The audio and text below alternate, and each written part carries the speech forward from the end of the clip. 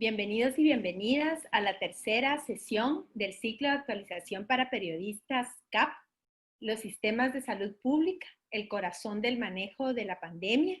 Tenemos el gran gusto de compartir esta mañana con la doctora Karin Slowin Umaña como facilitadora de esta sesión.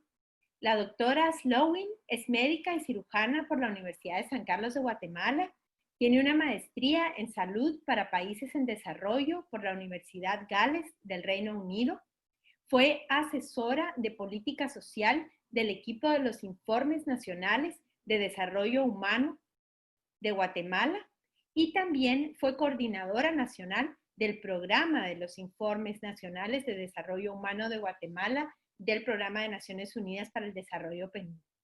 Entre los años 2008 y 2012 se desempeñó como secretaria de Planificación y Programación de la Presidencia CEGEPLAN y desde hace 8 años se desempeña como consultora nacional e internacional en temas de gestión pública y políticas de desarrollo, con énfasis en las temáticas de salud, seguridad alimentaria y protección social. También es columnista del diario guatemalteco Prensa Libre. Doctora, muchísimas gracias por estar con nosotros y la dejamos en el uso de la palabra. Muy buenos días, Marielos. Muy buenos días a todo el equipo del ciclo de actualización de periodistas y buenos días a todos ustedes que se han levantado muy temprano esta mañana para poder participar en esta actividad. Espero que sea una mañana pues productiva, una sesión muy productiva, interesante, ojalá, y que los ayude a situarse en el desafío que significa hacer salud pública en Centroamérica. No es una cosa fácil como ustedes verán. En mi presentación tiene varios puntos. Voy a poner en este momento en la pantalla. Permítanme.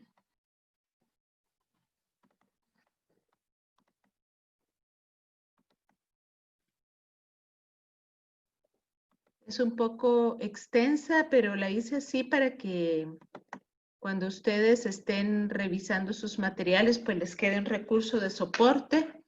Pero básicamente vamos a tratar de entender este reto que la verdad fue un reto para mí.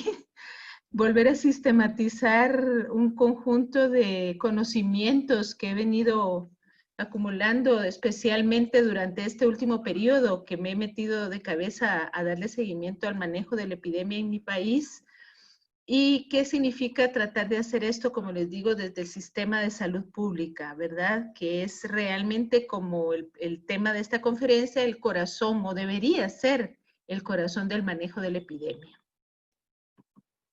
Entonces, yo tengo 4 propósitos para esta sesión con ustedes. Espero que nos den las 2 horas para ello, entendiendo que una parte es para que conversemos directamente, pero el tema fundamental es ayudarlos a entender por qué los sistemas de salud pública juegan un papel tan determinante en el control de la pandemia, porque no es solo en Guatemala, El Salvador, Honduras, en Centroamérica, sino realmente ha sido un desafío mundial que ha puesto a prueba a los sistemas de salud pública del mundo entero. Y justamente son aquellos sistemas que estaban más robustos los que se han demostrado tener mejor capacidad de respuesta, ¿verdad? Frente a este desafío tan grande que tenemos. De ayudarlos a identificar los temas coyunturales, los problemas coyunturales más agudos que enfrentan los sistemas de salud pública en estos 3 países. Identificar además estos problemas sistémicos, porque la razón por la cual la coyuntura es tan compleja de manejar desde la perspectiva de salud pública es porque nuestros sistemas tienen problemas sistémicos, estructurales y problemas de Estado que limitan la capacidad de respuesta en un momento dado ante una situación de la envergadura que tiene esta epidemia. Y tratar de ver si nos da tiempo para discutir las perspectivas que podemos tener a futuro. En términos de contenidos, voy a tratar de cubrir este temario. Me voy a ir en unos temas muy rápidamente, por favor, con las disculpas del caso. pero sí quiero partir por plantear que es un sistema de salud pública y ver si lo podemos entender, porque parece como obvio y todos pensamos posiblemente de inmediato en un Ministerio de Salud Pública, en el MinSal, en El Salvador, en la Secretaría de Salud en Honduras o el Ministerio de Salud Pública y Asistencia Social en el caso de Guatemala. Pero la verdad es que el sistema de salud pública es algo mucho más amplio que la institución misma, aunque ciertamente los ministerios de salud, las secretarías de salud en el formato centroamericano son el corazón de este corazón, ¿verdad? Son el nodo neurálgico y si ese nodo neurálgico no funciona bien, pues no podemos esperar que un sistema completo que tiene que articular una gama muy grande de actores funcione bien. Tiene que tener capacidad sobre todo de definir cuáles son esas funciones esenciales de un sistema de salud pública, porque también nos suele pasar que pensamos en el sistema de salud pública como esa capacidad de tener servicios públicos de salud. Ojo, esa es una diferencia sustantiva que espero les quede claro a lo largo de esta conversación. Y después me voy a centrar rápidamente en lo que son las etapas del manejo de una epidemia. Voy a tratar de hablar del cómo debería ser y tratar de contrastarlo con cómo nos ha ido. Y ojalá ustedes me ayuden ahí, por favor, en su interacción con la experiencia más concreta de sus países.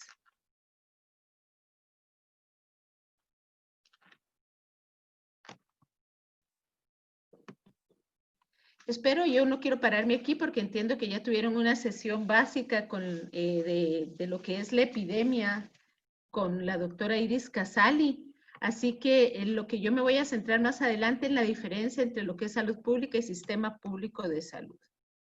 Muy rápidamente voy a explicar o pasar por un tema central para entender lo que es la salud pública.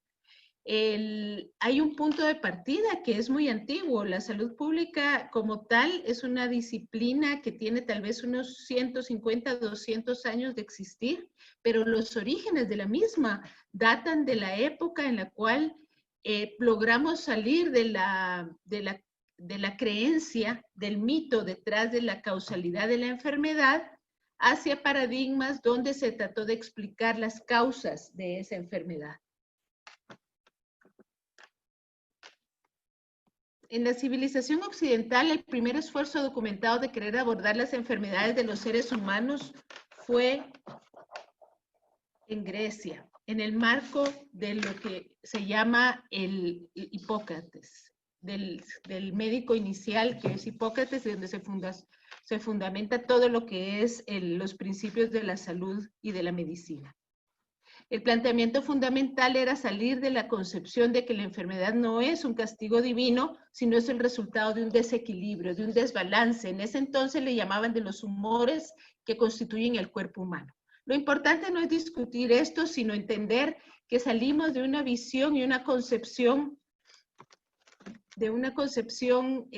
mágica y mítica para poder introducirnos en una visión cada vez más centrada en la evidencia y en el conocimiento científico. Un elemento fundamental en el origen de la salud pública es el temor justamente a las epidemias, es decir, a esas enfermedades que no son solamente de uno o unos pocos individuos, sino que se generalizan en una población y que se vuelven pandemia cuando esto ya adquiere pues una escala global, ¿verdad? Pero este temor a las epidemias es justamente el origen de la salud pública en el mundo. Y esto ocurrió cuando en primer lugar, los seres humanos pudieron tener la capacidad de crear excedentes de alimento y por ello tanto de asentarse y por tanto de aglomerarse en espacios estrechos, altamente densificados, que después se convirtieron en poblaciones, en ciudades o en las fortalezas de la época medieval. Con esta densificación de la población se creó un nuevo problema, que fue la proliferación de la basura y de los desechos humanos. Y por primera vez en la historia, a la par de esa proliferación, se proliferaron también las moscas y las ratas. Es decir, ese ecosistema básico en donde se construyen o se generan las epidemias, surgen justamente de la interacción de los seres vivos en un entorno cambiante que ha creado el ser humano. Y es en este concierto que una bacteria, ¿verdad?, llamada Yersinia pestis, que se alojaba naturalmente en los intestinos de las moscas, se transmite a las ratas cuando una mosca la pica y resulta que en un ambiente donde han proliferado estos animales junto con los humanos, pues el riesgo del tránsito, ¿verdad?, de la Yersinia pestis al ser humano fue una cuestión pues prácticamente dada. Y es un poco lo que nos pasó ahora con el COVID y por eso fue que lo menciono, por eso es que lo menciono. Entonces, si bien está claro que la bacteria es la que provoca finalmente desde el punto de vista biológico la infección, la interacción y ese ambiente que construye el ser humano carente de higiene y control es el que pone en interacción a la bacteria, a las moscas, a las ratas y los seres humanos y crea ese contexto para la epidemia. Una epidemia que arrasó en la Edad Media con una letalidad altísima de 60% y que acabó con la vida de millones de personas en Europa. Este es el caso, digamos, de donde vienen incluso medidas que todavía hoy por hoy se utilizan en salud pública, ¿verdad? Desde la Edad Media, imagínense. Las primeras que tienen que ver con la cuarentena, que era guardar un aislamiento por un periodo de 40 días, viene de una palabra italiana, ¿verdad? Que es un periodo de 40 días, y donde todo viajero y mercadería potencialmente expuesto a la peste tenía que ser aislado por ese periodo para que el poblado, digamos, el puerto a donde llegaba estuviera seguro de que no venía el material o las personas o la mercancía estuvieran infectadas. Entonces, miren de dónde viene una de las medidas claves que estamos aplicando hoy en día. Y la segunda es la instalación de cordones sanitarios, es decir, crear barreras físicas para que no se pueda salir de un determinado territorio o espacio en una ciudadela, en una fortaleza medieval y en el caso actual en un poblado, en una ciudad, en un territorio y puede ser incluso en un edificio, que se instala un cordón o una empresa para tratar de aislar a las partes y espacios comprometidos y de esta manera tratar de contener la expansión de la enfermedad.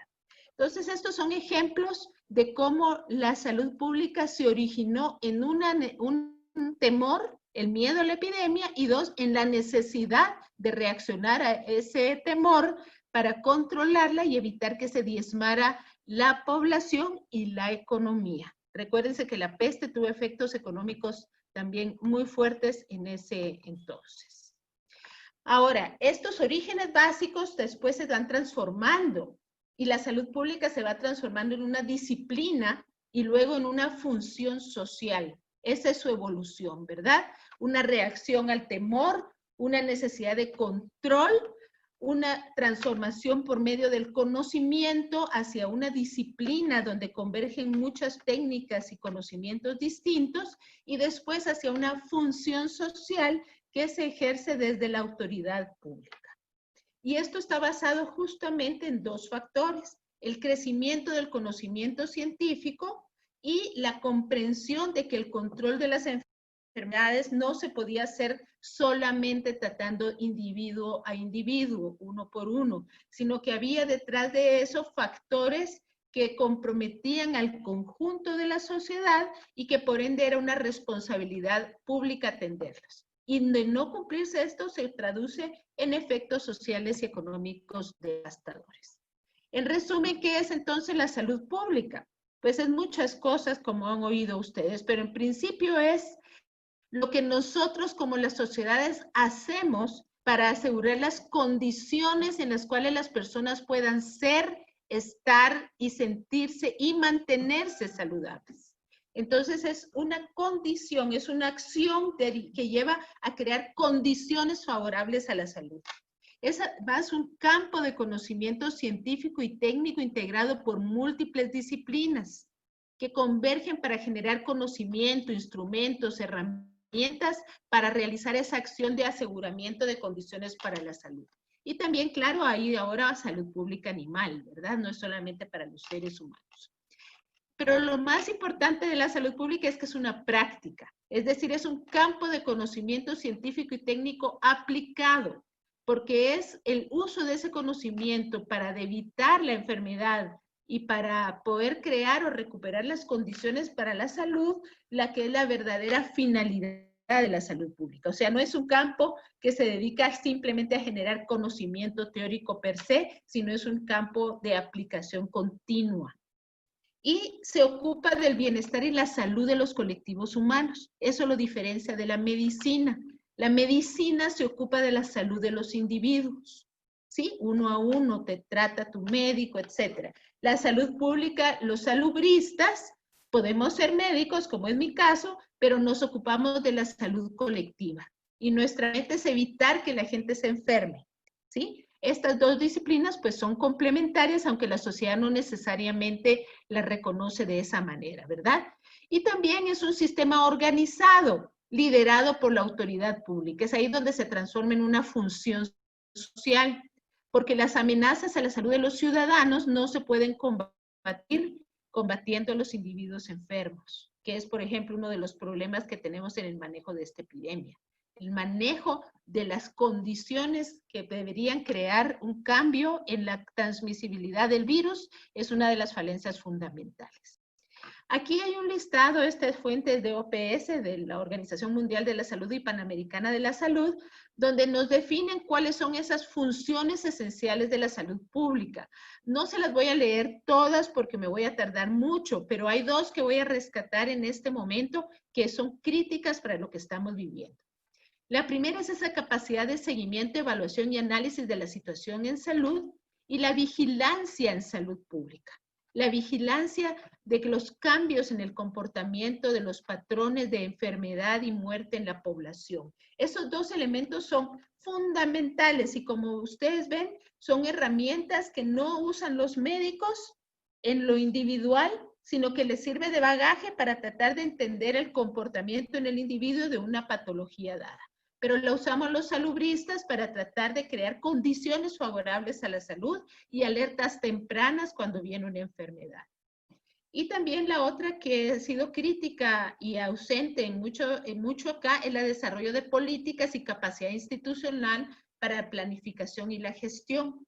Como ustedes ven, estas 11 funciones esenciales y la 11, reducción de impacto de emergencias y desastres, son 4 de las 11 que han sido ausentes o han estado muy débiles en la gestión actual de la epidemia en nuestra región. ¿Por qué? Porque estas funciones esenciales de salud pública han perdido protagonismo. Este concepto de funciones esenciales, de hecho, surge en el contexto de las reformas neoliberales a la salud de los años 90, el consenso de Washington, la voz del Banco Mundial reformando los sistemas de salud en toda la región. Entonces, las funciones esenciales de salud pública surgen justamente para resguardar esas funciones indispensables de los sistemas de salud pública, sin los cuales no se puede gestionar el bienestar común y la salud, porque ningún ente privado le interesa hacer seguimiento, evaluación y análisis de la situación de salud. No hay rentabilidad en eso, no hay ganancia, ¿sí? A diferencia de lo que pasó con otros temas de las funciones que antes se pensaba que eran indispensables, por ejemplo, que un Ministerio de Salud Pública tuviera y que entraron en cuestionamiento en los años 90, que son estas 3 que yo les menciono acá, que es el cambio de esquema de financiamiento para que la salud deje de ser pública sino un bien privado, que sea prestada por proveedores de atención privados y que se controlen los mecanismos de la compra pública, es decir, lo que los sectores públicos de salud compran con los impuestos nuestros a proveedores privados. Esas 3 fueron las áreas de interés en las reformas de los 90 y las funciones de salud pública fueron abandonadas o debilitadas. Por esta razón, la noción de salud pública es muchísimo más amplia que la de servicios públicos de salud. Vamos a hablar muy rápidamente ahorita de cómo entró la pandemia. Como ustedes saben, no voy a hacer toda la historia de Wuhan, pero tengo 2 esquemas que les voy a mostrar muy rápidamente. En Wuhan empieza todo el asunto, pero la epidemia en diciembre, pero la epidemia, digamos, se expande fuera de la circunscripción de Wuhan y de China alrededor del 13 de enero. Y se expande primero a Tailandia, después a Japón, empiezan a haber otros países, otras ciudades chinas, y hay un inicio de la propagación en Europa que se da temprano en el año, en enero, y curiosamente, en el caso de Latinoamérica, la epidemia es una especie de segunda generación o de segunda oleada, ¿verdad? Primero llega a Europa y Estados Unidos, y es de Europa y Estados Unidos que viene la epidemia a Sudamérica, a África y a Centroamérica. Sudamérica empezó antes, en el mes de febrero, y más o menos un mes después empezó la epidemia de COVID en Centroamérica, siendo el primer país afectado Costa Rica. Curiosamente, sus casos no fueron importados de China, fueron importados de los Estados Unidos, caso cero, o sea, ese primer caso identificado que da origen a la cuenta, ¿verdad?, de la epidemia, vino de los Estados Unidos. Era una pareja de norteamericanos retirados en Costa Rica que llevaron el virus y allí da inicio. En el caso de Panamá vinieron de España y así ustedes pueden ver cómo en Honduras y Guatemala empieza prácticamente por un día de diferencia, en El Salvador una semana después, y el país muchísimo más, que empezó bastante más tarde, como 2 semanas después, fue Belice. Pero entonces ustedes ven que la epidemia, la pandemia, empieza por oleadas y se va expandiendo progresivamente en el tiempo. ¿Qué importancia tiene esto para nuestra región? Que nosotros tuvimos 2 meses para prepararnos, ¿sí? A diferencia de lo que pasó en China. Pero China tenía una diferencia fundamental, o España, o incluso con lo grave que ha sido en España, Reino Unido y Estados Unidos, eran países que antes que se pensara que iba a haber la epidemia, ya estaban mejor preparados para enfrentar una epidemia en términos genéricos. Llevaban un proceso acumulado de preparación. Aún con ese proceso acumulado de preparación, mire cómo le ha ido a Estados Unidos, mire cómo le ha ido al Reino Unido, cómo le fue a España, y el único de estos 4 que ha sido exitoso realmente fue China manejando la epidemia. Pero traían un proceso de preparación muy grande.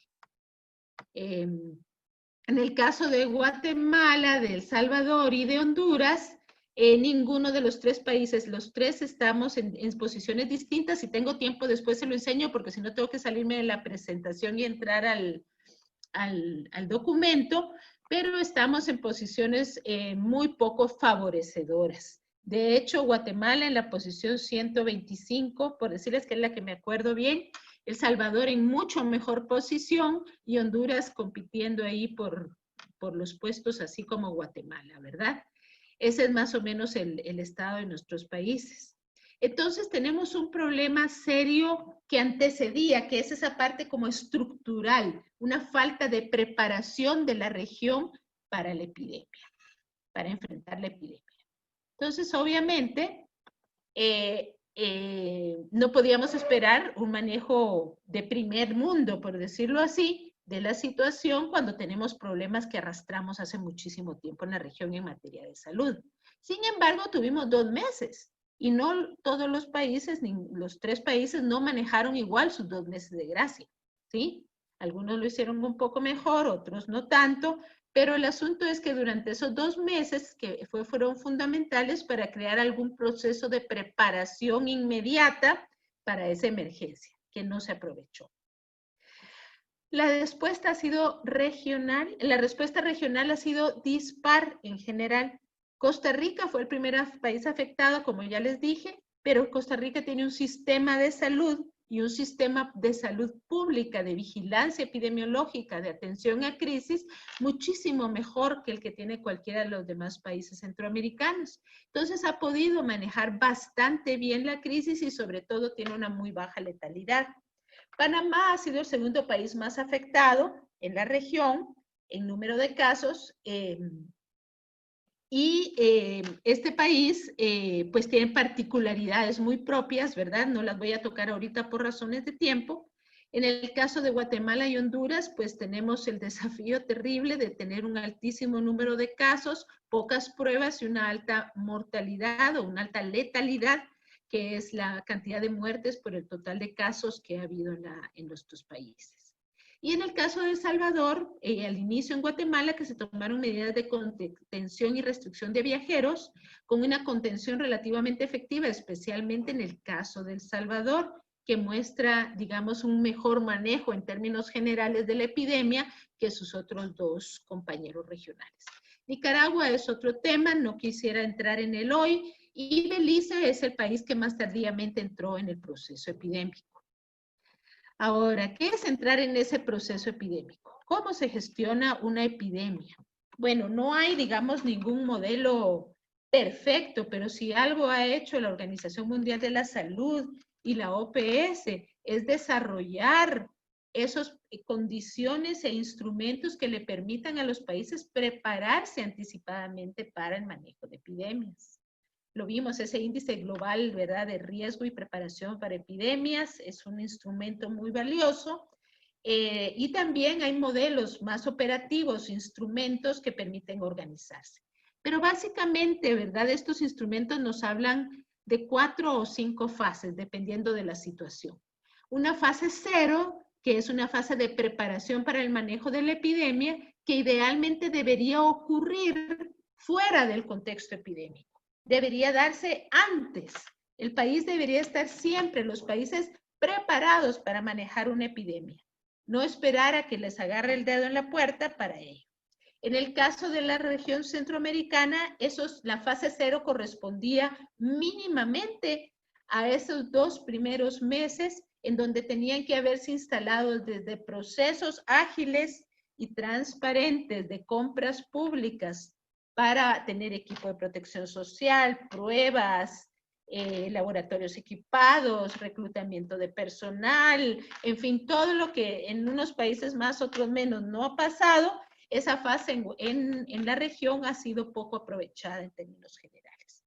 La fase 1 comienza en el momento en que se activa, digamos, una vigilancia epidemiológica, y en el caso del COVID, pues estaba bastante claro que la epidemia no era local, no era interna de estos países en Centroamérica, sino que iba a venir importada.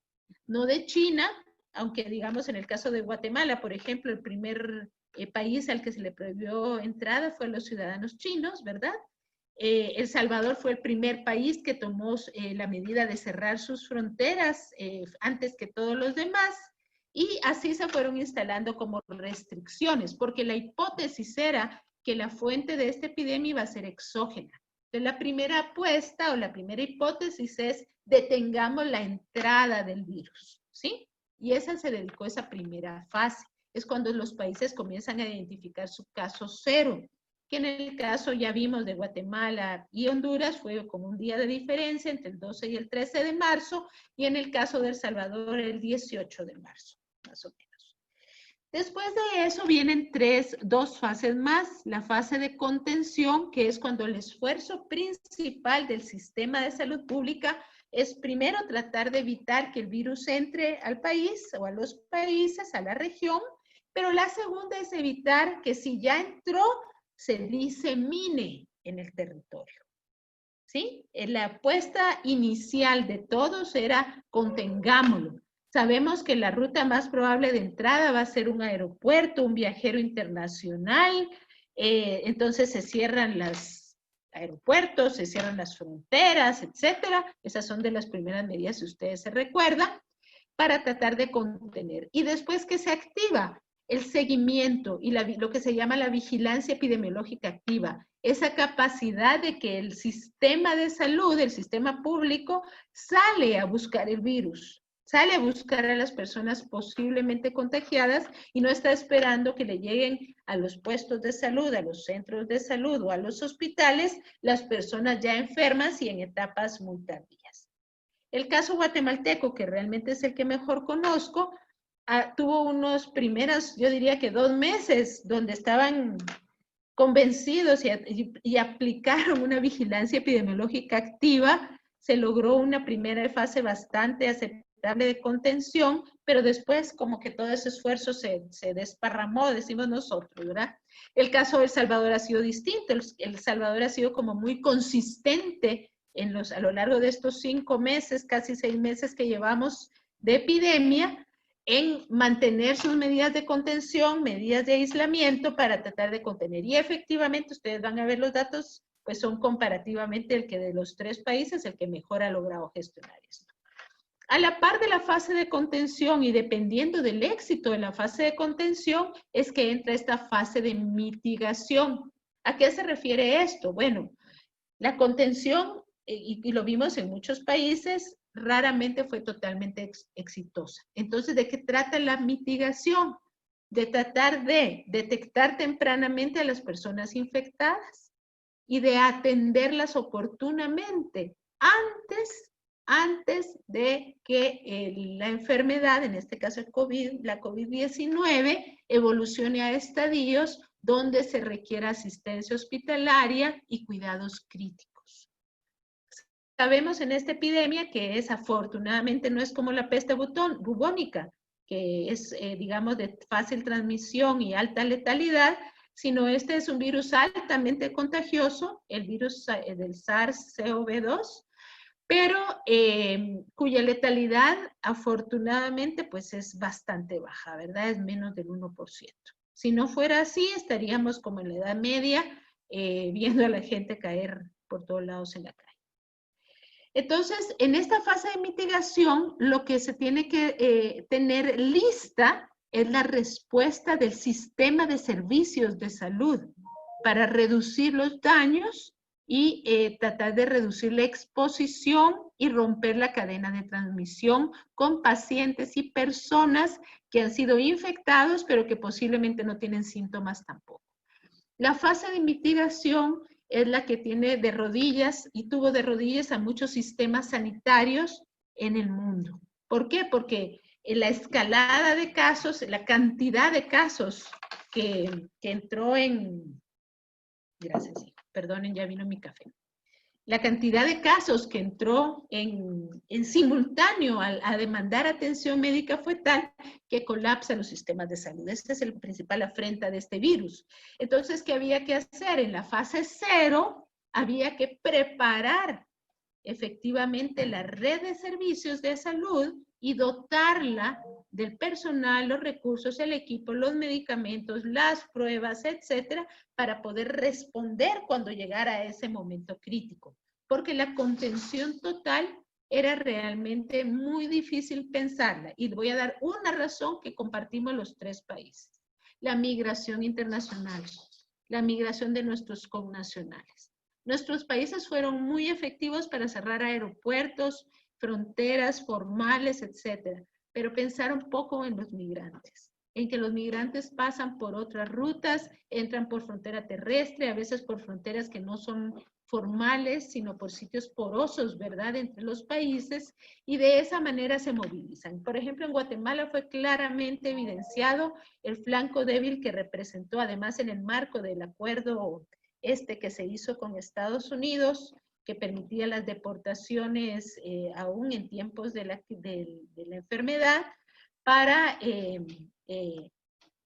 digamos, este factor ayudó a que se pasara de una epidemia que pudo haber sido controlada inicialmente bien, con contención, a una transmisión comunitaria. ¿Qué significa esto? Que el virus ya se dispersó por todo el territorio, por distintas personas, se movió por las vías que transita la gente, ¿verdad? Y ese contacto entre personas dispersó el virus por el territorio. Y esto nos ha pasado en todos los países. Entonces, las fases de contención en general han permitido atenuar el efecto.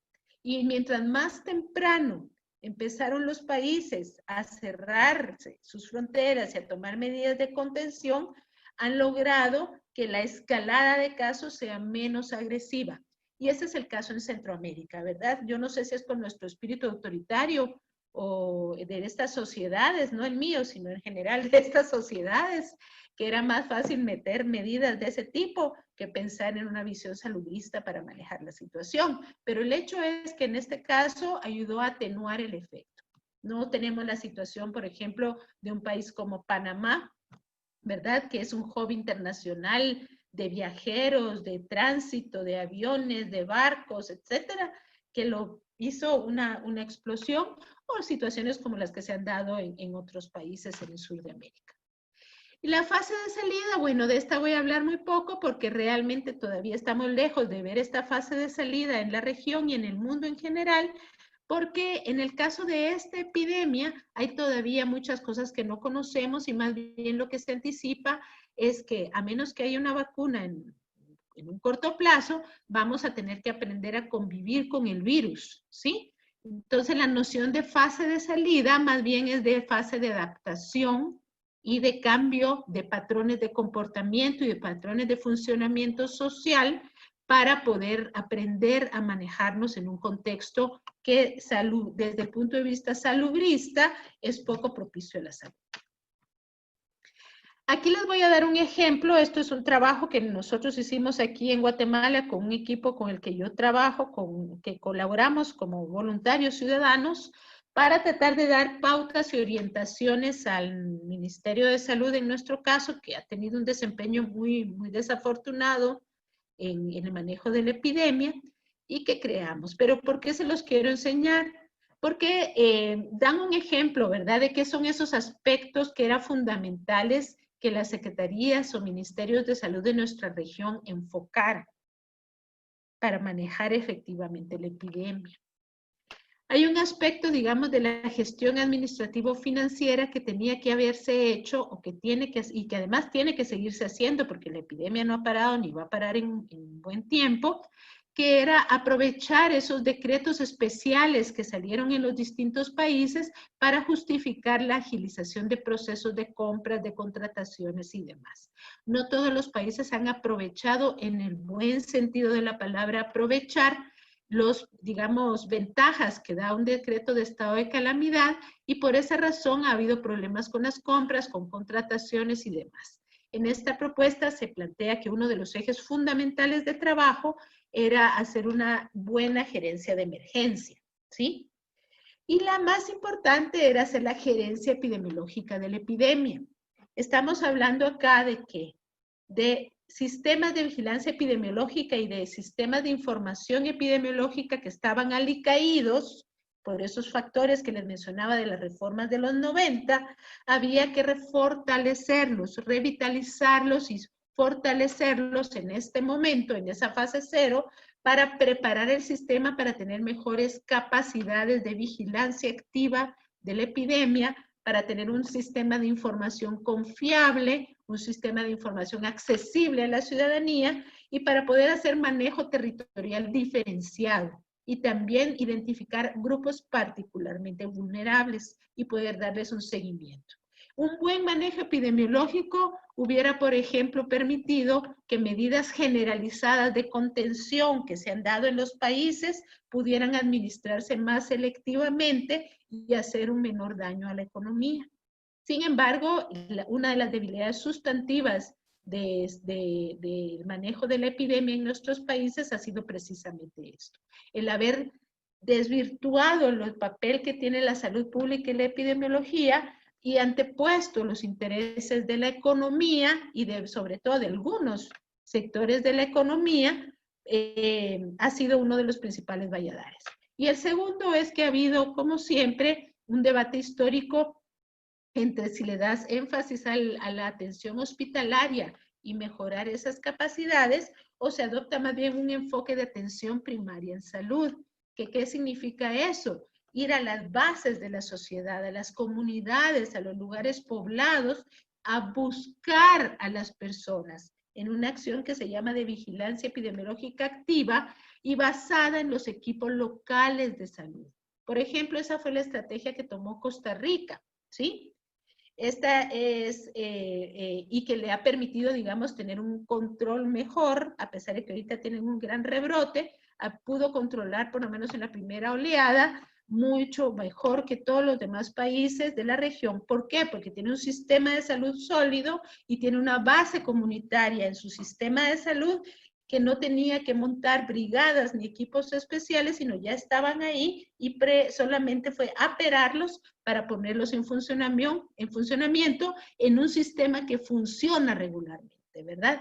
En el caso de pues, nuestros tres países, pues tenemos sistemas de salud con desafíos distintos. He de decir que, en mi opinión, y porque a mí me tocó hacer la evaluación de las reformas de salud que sufrió El Salvador en el periodo, los últimos 10 años que estuvo el gobierno del frente, el sistema de salud de El Salvador había logrado crear una base comunitaria muy importante con los equipos comunitarios de salud, los ECOS, ¿verdad?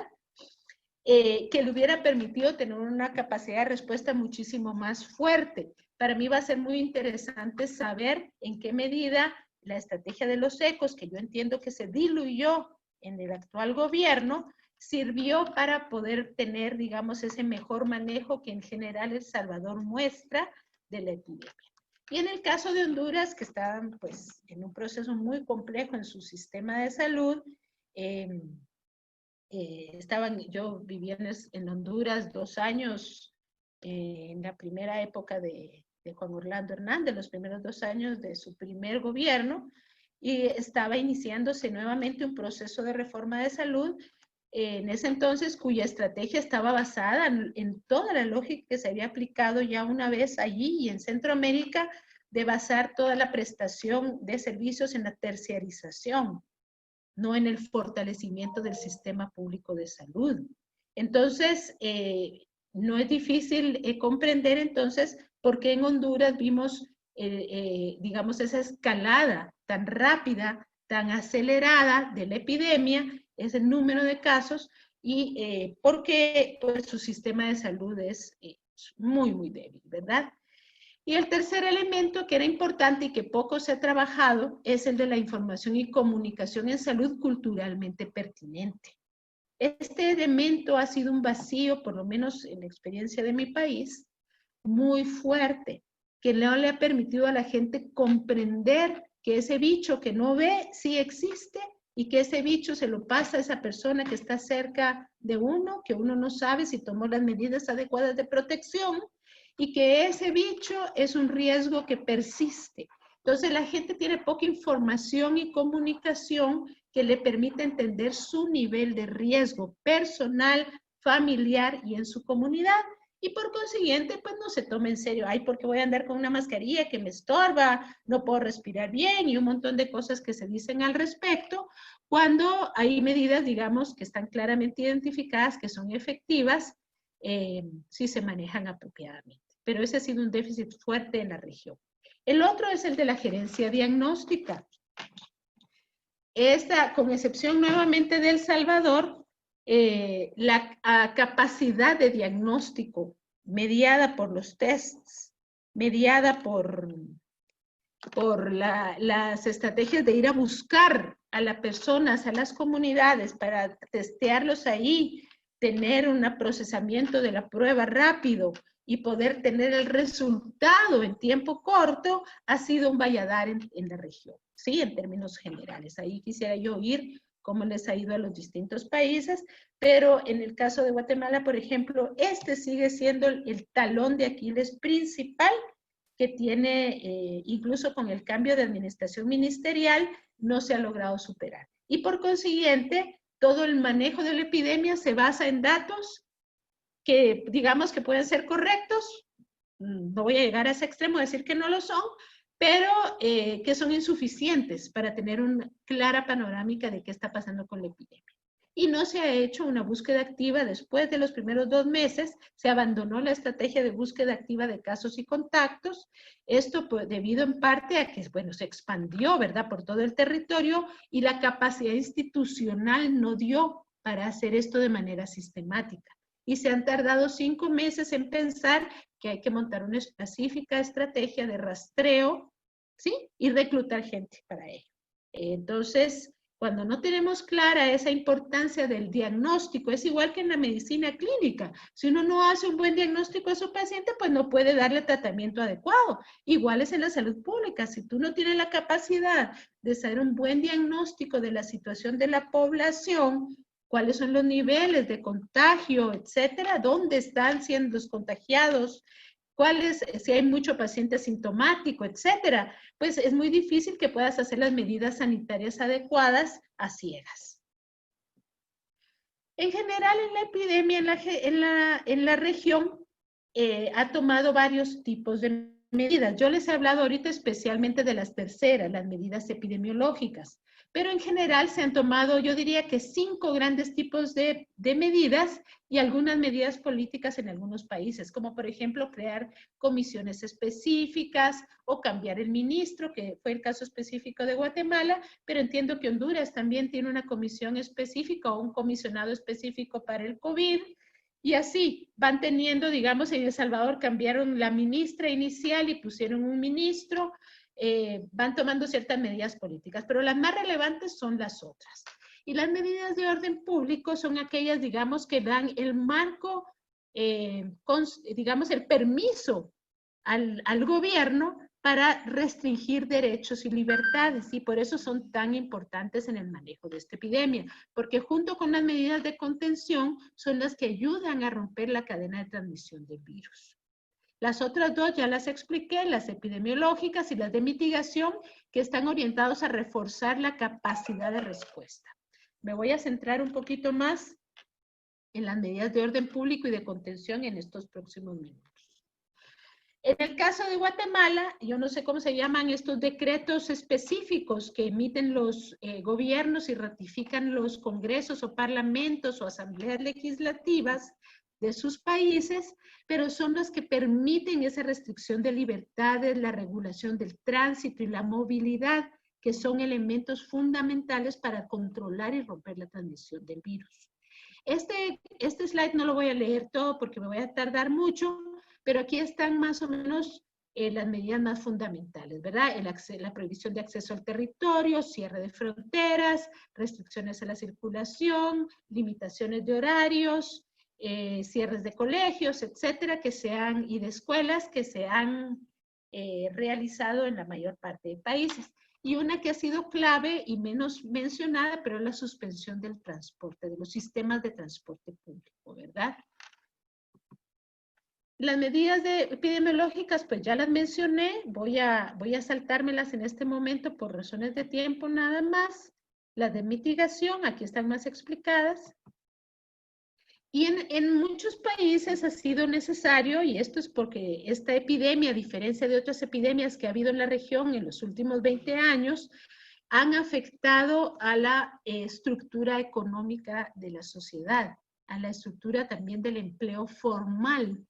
Ha afectado, digamos, la economía formal de nuestros países, y eso ha hecho que tenga una relevancia especial esta epidemia, ¿verdad?, sobre otras epidemias que han habido, pero que normalmente, como son epidemias que más afectan a los pobres, pues a veces la gente ni se entera, ¿verdad?, sino que están circunscritas, sea porque son más localizadas, o que están, como les digo, su afectación es a personas cuyas condiciones de vida son más precarias, en general el dengue, el chikungunya, el zika, que están vinculadas también con condiciones climatológicas y ecológicas que no necesariamente están en todos los territorios de un país.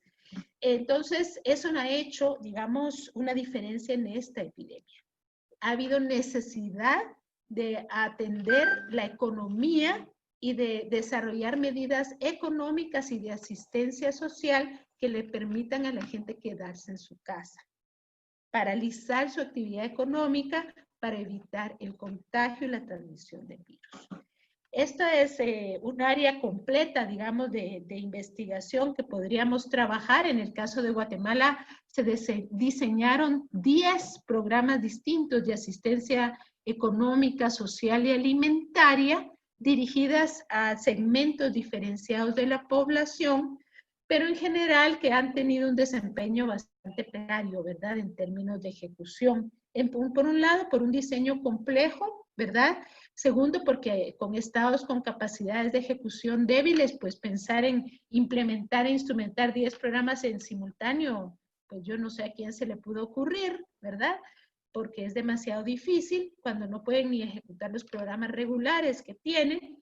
Y 3, son programas que no han logrado llegar y ejecutarse a nivel de que la persona, el beneficiario, realmente reciba ese beneficio.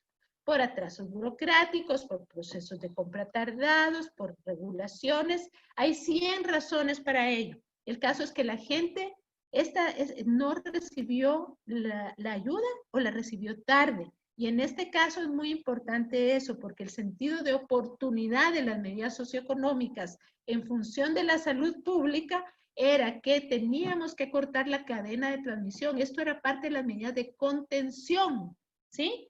No son simplemente medidas asistencialistas. Y por eso era tan importante su ejecución rápida y oportuna. Y bien hecha, ¿verdad? Creo que ninguno de los tres países ha logrado efectivamente esto. Creo que El Salvador lo hizo nuevamente un poco mejor. Esa es mi impresión desde fuera, pero en ninguno de los tres países se ha logrado aplicar efectivamente. Y ha habido también otras normativas emitidas para evitar incrementos de precios, acaparamiento y especulación, pero que en muchos casos no se han aplicado apropiadamente, entonces existen en papel, pero por ejemplo el alza al precio de los alimentos es uno de los fenómenos secundarios, ¿verdad?, que estamos viviendo y que está detonando otros problemas como incrementos en la desnutrición aguda en la población, especialmente de la niñez. Cada país se han aplicado las medidas en una mezcla y proporción diferente, pero casi todos los países han tenido estas 5 tipos de medidas que les he mencionado. Va a ser interesante escuchar de parte de ustedes, ¿verdad? Cosas, digamos, experiencias más precisas de la aplicación de las medidas en El Salvador y en Honduras.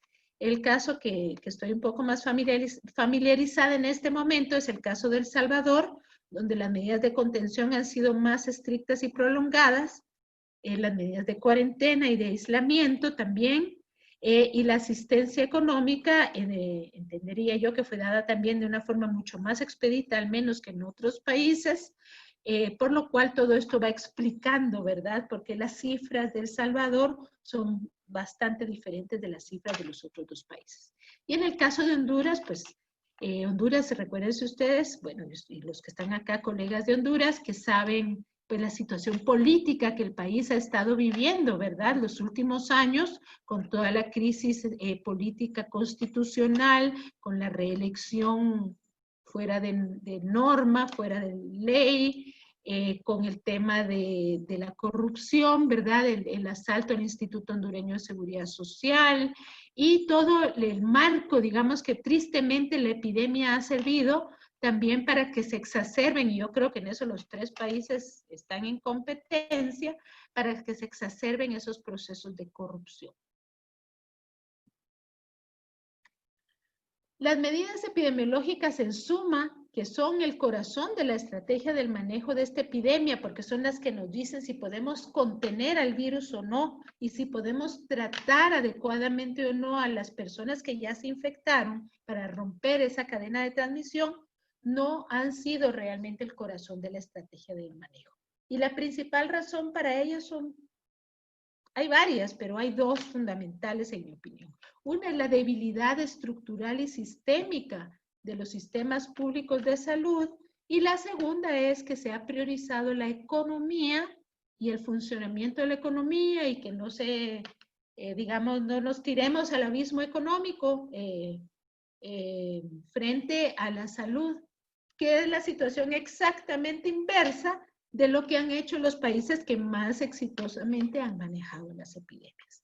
Estos países han tenido sistemas institucionales de salud pública fuertes, una buena capacidad de testeo, ¿verdad?, y además han priorizado esa salud sobre la economía y han logrado que sus economías, irónicamente, se vayan recuperando de mejor manera que la economía en países donde la economía era la principal preocupación. Creo que en el caso de Centroamérica, ya lo había mencionado, un factor relevante es la cultura autoritaria que predomina en la región, ¿verdad? Estamos tristemente en un mundo de caciques y de presidentes de tinte autoritario, ¿verdad? Por lo menos en el CA4, ese es en general el caso, y donde obviamente para este tipo de gobiernos y este tipo de cultura es más fácil poner a funcionar medidas de contención y represión, pues porque es lo que, ay, disculpen que lo diga así, pero es lo que históricamente saben hacer bien, ¿verdad? mal para la sociedad, pero que saben hacer de manera efectiva, pero no así ese cuidado al manejo epidemiológico para hacer la detección temprana, el testeo y seguimiento de casos y contagios. Nuevamente, desde mi lente, que puede estar sesgado por lo que se vive en mi país, pero yo veo una diferencia fundamental en esa capacidad de detección, testeo y seguimiento que ha tenido El Salvador frente a la capacidad que han tenido Honduras y Guatemala de ese mismo proceso. Esa falta de estrategia de testeo y de rastreo activo de casos en nuestros países es uno de los principales factores por los cuales no podemos controlar la epidemia. Se está navegando a ciegas y por eso se favorecen esas medidas de contención que a la larga son las que más dañan la economía. Los problemas estructurales de las redes de servicios de salud han salido a flote. Guatemala, por ejemplo, su capacidad de manejo de cuidados intensivos fuera del departamento de Guatemala es prácticamente nula, ¿sí? Entonces, imagínense, una epidemia tiene que traer a la ciudad o a los cabeceras departamentales a los pacientes más críticos para que sean atendidos en las pequeñas unidades de cuidados intensivos que hay en los territorios. Entonces, esos problemas de no haber invertido durante 25, 30 años en fortalecer nuestros sistemas de salud, la estamos pagando la factura gravemente en estos momentos. Se está pagando no solo en vidas humanas de pacientes, de personas, ciudadanos que se han enfermado y muerto, en pacientes que se han recuperado pero que quedan con secuelas. Recuérdense que todavía no sabemos exactamente cuál es el alcance de las secuelas que deja el COVID. Estamos claros ya de que no es una afectación únicamente al sistema respiratorio, sino hay afectaciones sistémicas severas, pero todavía no sabemos bien el alcance y en el tiempo de esas secuelas, y también se ha pagado en la vida de personal de salud, ¿sí? Y los pongo en una categoría aparte porque este es, digamos, el recurso humano esencial para poder manejar la epidemia y evitar su propagación, atender a la población, se nos está muriendo.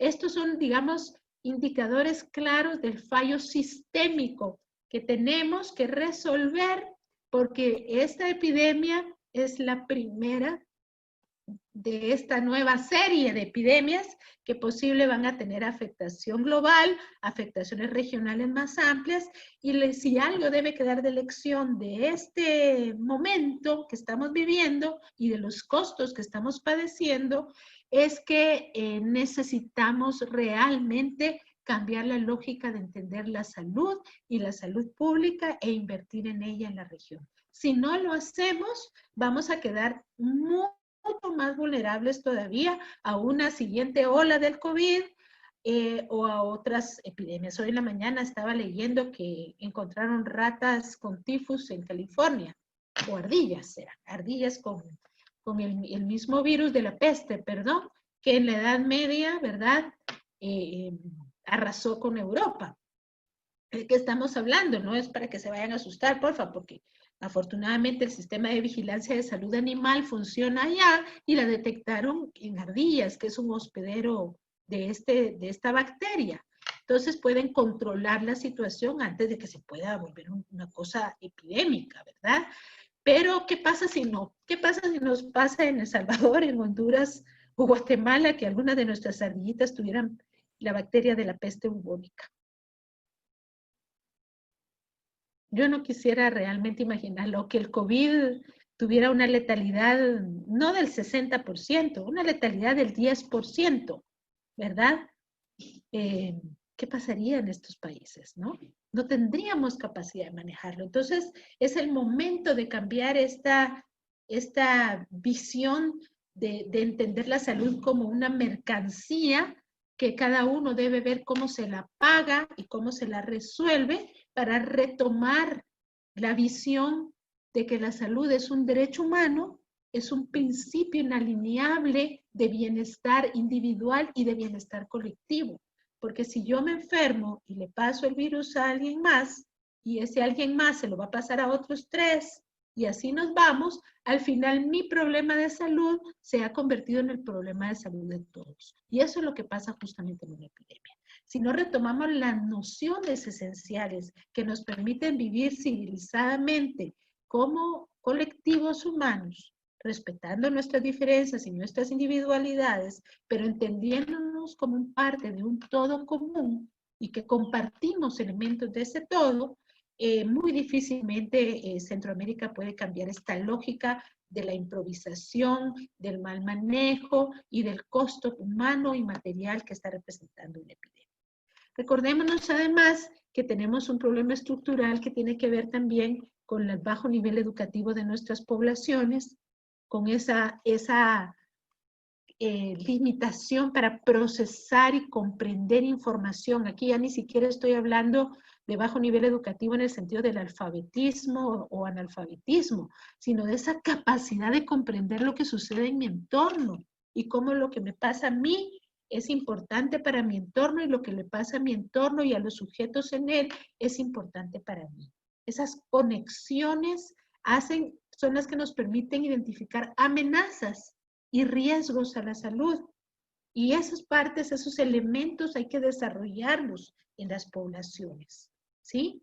Porque si no, bueno, ahorita es una epidemia, pero después puede ser un terremoto, puede ser otro tipo de riesgo. Entiendo que ya vieron todo este tema de la gestión de los riesgos en general, pero en el caso de una epidemia, el tema es que la afectación es más difícil de controlar porque los medios de propagación de un agente patógeno, como un virus, una bacteria, son múltiples, ¿verdad?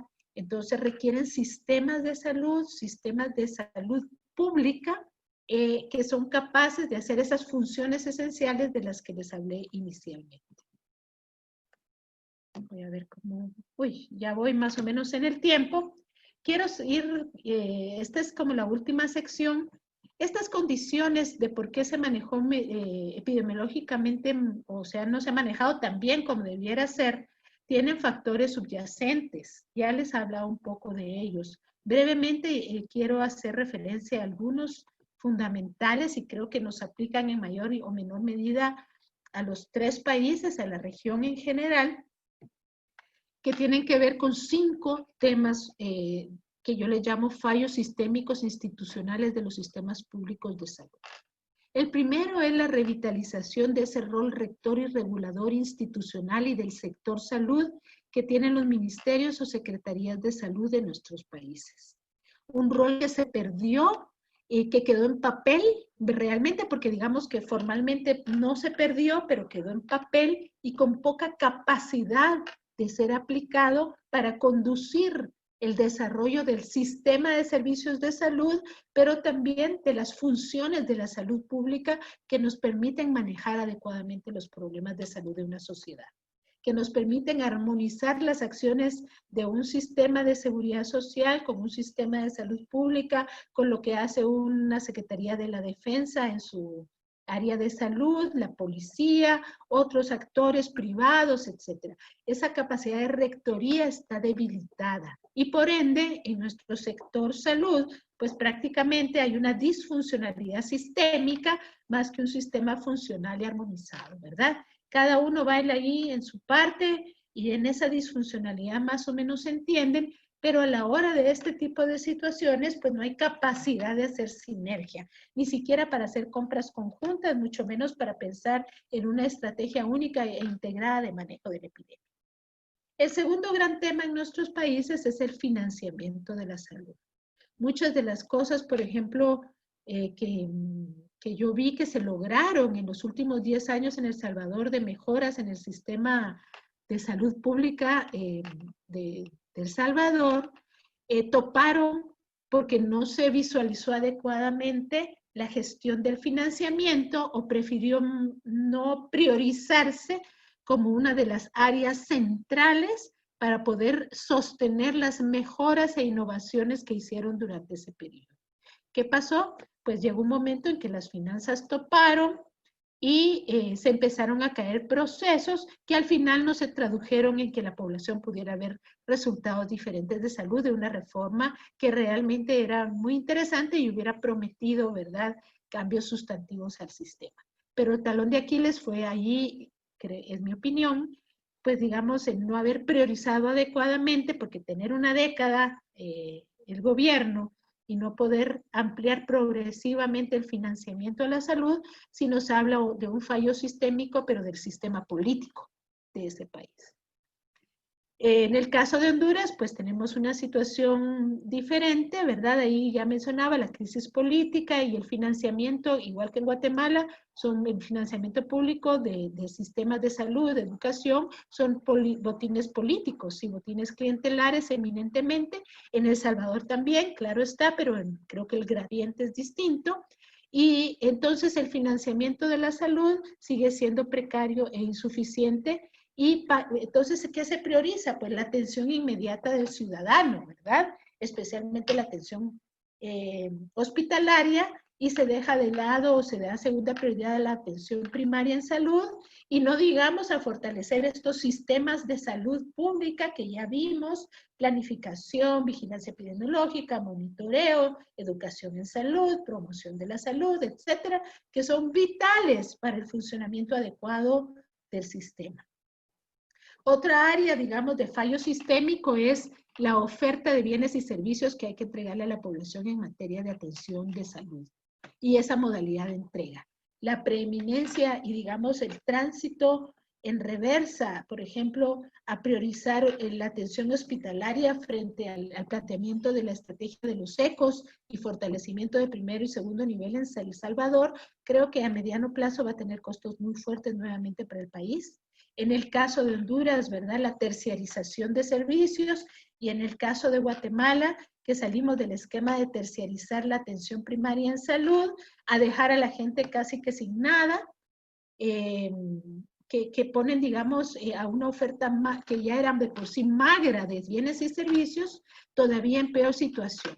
¿Por qué? Porque además en el COVID se ha priorizado en algunos lados, entre comillas, atender a la población que tiene la infección, y se ha dejado de lado las funciones regulares, los programas regulares de vacunación, de atención materno-infantil, de control de crecimiento y desarrollo, de alimentación complementaria, etcétera, que son vitales porque nosotros tenemos problemas estructurales que no se fueron a dormir o se quedaron en una cajita guardados mientras el COVID avanzaba. Estaban ahí. Están los hipertensos en las comunidades, están los obesos, están los diabéticos, que se quedaron sin servicios regulares. Entonces, esa composición de la oferta de bienes y servicios que se entrega a la población y la estructura de la modalidad de entrega hospitalaria en lugar de primer y segundo nivel de atención son cosas que siguen siendo desafiantes.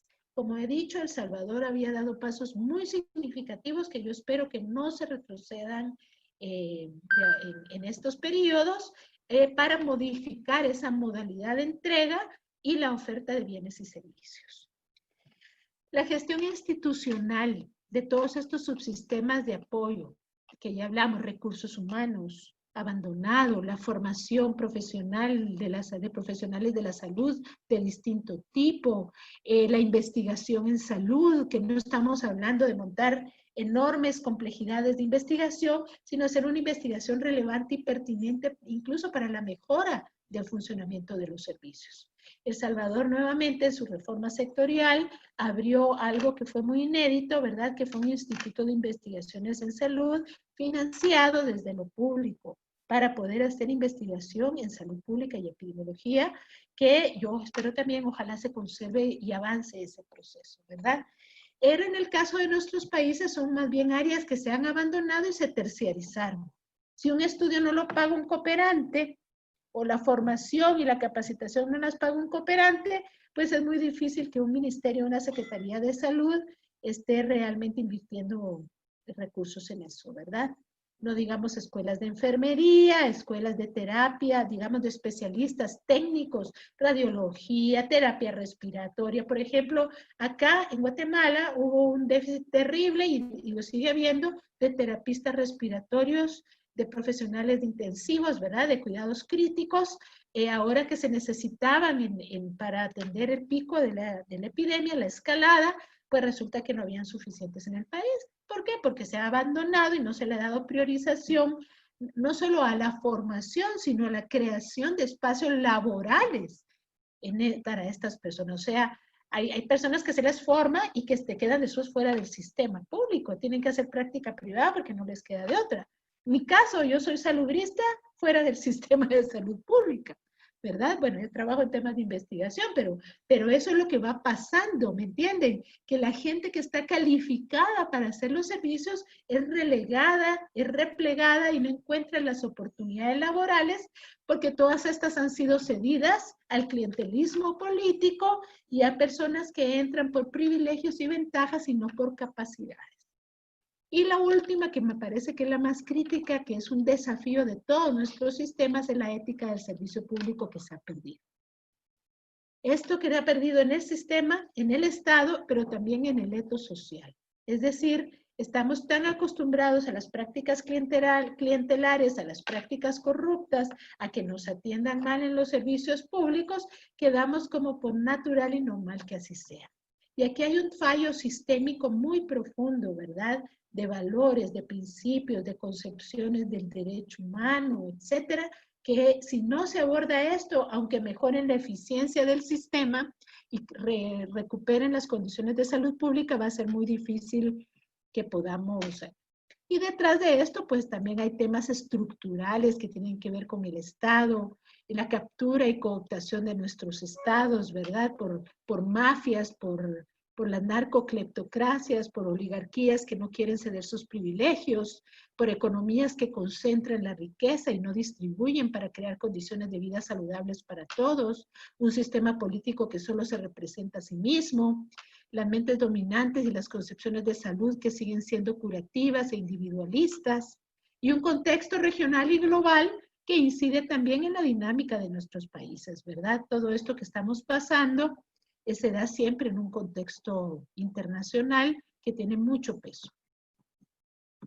¿A dónde nos lleva todo esto? Y con esto voy concluyendo. Este es un reporte del 14 de agosto de la Oficina Panamericana de la Salud que me cayó de maravillas porque yo digo, bueno, acá les puedo mostrar en dónde estamos como región. No estamos muy bien. En Latinoamérica, ya lo saben, somos el continente americano, somos el foco epidémico en este momento en el mundo, y Latinoamérica en particular tiene 4 países en una situación bastante crítica, que son Brasil, Perú, México y Colombia. Chile también, pero como ustedes pueden ver las diferencias, las tasas de mortalidad, ¿verdad? Las tasas de letalidad en México son impresionantes. Si nos vamos a Centroamérica, pues vemos que hay una situación bastante diferenciada. Como vimos, Panamá, el país de la región con mayor número de casos, pero con un manejo, y aquí es donde se mira la importancia de un buen sistema público de salud. ¿Por qué? Porque han podido manejar, a pesar de que no lograron controlar la epidemia, su red de servicios de salud pudo impedir la muerte de muchos de estos pacientes. Y miren la tasa de letalidad, el número de muertes y la tasa de letalidad que tiene Panamá. Y el segundo país de la región, obviamente que es, digamos, para nosotros paradigmático, más que Panamá inclusive, es Costa Rica, que tiene una epidemia bastante controlada, que tuvo una segunda oleada ya, ¿verdad? Que incrementó su número de casos. Este es un acumulado al 14 de agosto, pero ustedes pueden ver que aún habiendo entrado primero al ciclo epidémico de la pandemia, tiene una tasa de letalidad muy baja, ¿verdad? Prácticamente en el rango del promedio mundial y con un número de casos muchísimo bajo. Y de ahí, pues sigue El Salvador, ¿verdad? Miren ustedes la diferencia. Podemos tener, en todos los países hay problemas de subregistro, en todos los países hay problemas de opacidad con los datos, especialmente en Latinoamérica, que tristemente tenemos esa opacidad que nos acompaña siempre, pero comparativamente podemos ver que el manejo en términos de resultados de salud que ha hecho El Salvador, si lo comparamos con el que han hecho Guatemala y Honduras, y especialmente Guatemala, ¿verdad? Es bastante más afortunado, ¿sí? Aquí tienen que ver, obviamente, temas también de tamaños de población, pero si ustedes se van a ver las escalas de Johns Hopkins y en cualquier otra, este patrón es sistemático, ¿verdad? ha habido un manejo menos efectivo de la epidemia en Guatemala y Honduras que el que ha habido en El Salvador.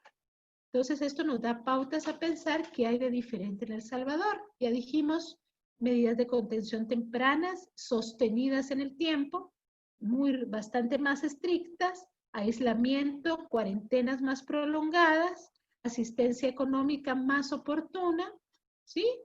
Un sistema de salud que está poco mejor preparado que el sistema de salud del resto de la región. Y no con esto estoy diciendo que lo de la situación de El Salvador, por favor, no me vayan a malinterpretar, sea un paraíso.